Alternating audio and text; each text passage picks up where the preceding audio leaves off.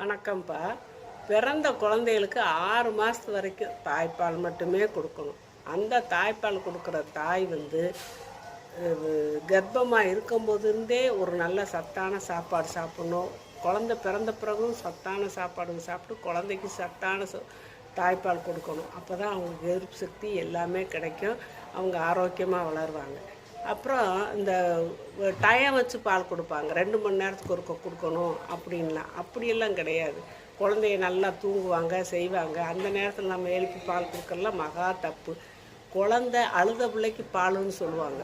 பழமொழியே அப்படி இருக்குது. அழுத பிள்ளைக்கு தான் பால். அவங்களுக்கு பசி எடுத்தால் அவங்க அழுவாங்க. அழுதா இப்போ அரை மணி நேரத்துக்கு ஒருக்க அழுதா கூட நீங்கள் பால் கொடுக்கலாம், தாய்ப்பால் கொடுக்கலாம். அது மாதிரி அழுகாமல் டயம் வச்சு கொடுக்க வேண்டாம். உங்களுக்கு கஷ்டமாக இருக்குங்கிறதுக்கோசரம் இடையில பால் கொடுக்க வேணாம். அவங்களுக்கு அது செரிமானத்தன்மையை பிரச்சனையை பண்ணி விட்டுரும். அதனால் அழுத பிள்ளைக்கு பால் கொடுங்க. அழுதா உடனே தூக்கி குழந்தைக்கு பால் கொடுங்க.